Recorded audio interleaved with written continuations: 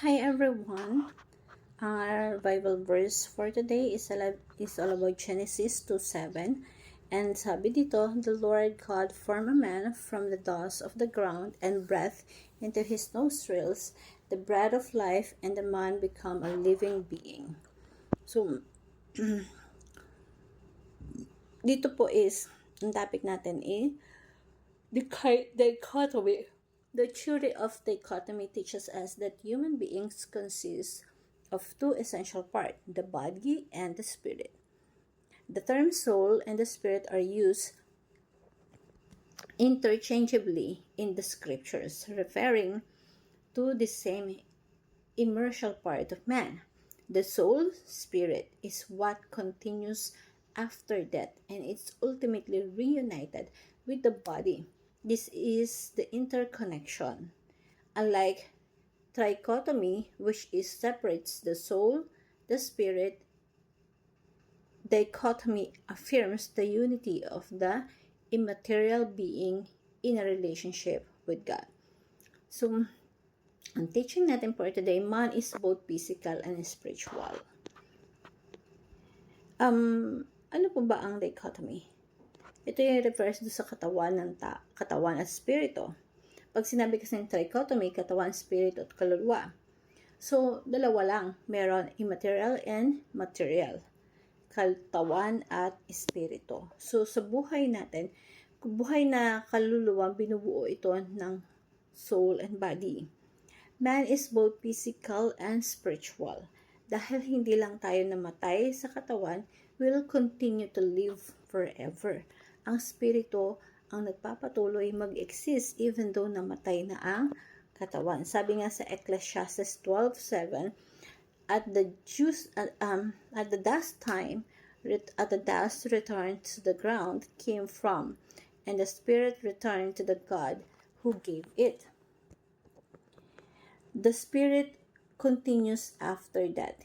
You will live forever in the presence of God. So,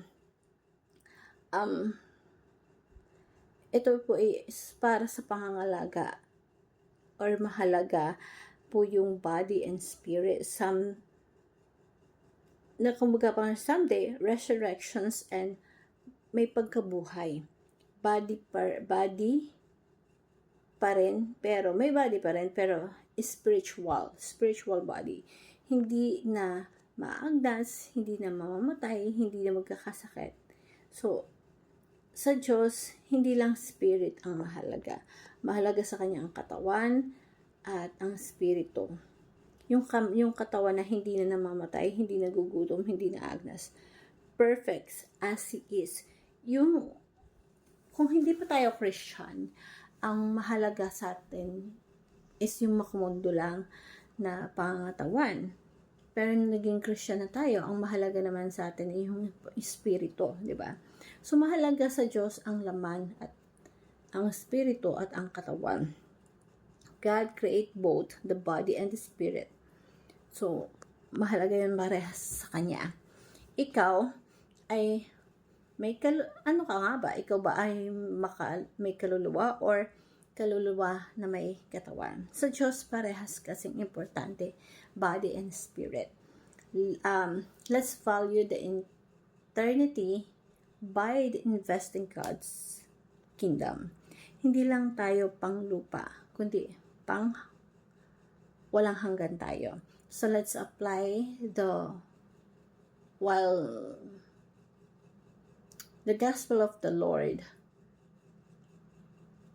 bilang isang tao para sa kabuuan ng pagkatao natin. Kaya tayo'y nandito sa mundo kasi may mission tayo. At kaya bumaba si Kristo sa mundo kasi may mission siya. Our job is magampanan yung mission na ibinigay sa atin ng Panginoon.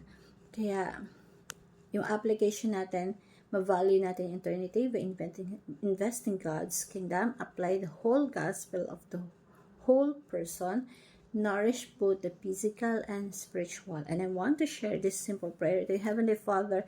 Thank you for making both body and spirit fearfully and wonderfully made in your image. Help me to see life through the lens of eternity, knowing that my life belongs to you.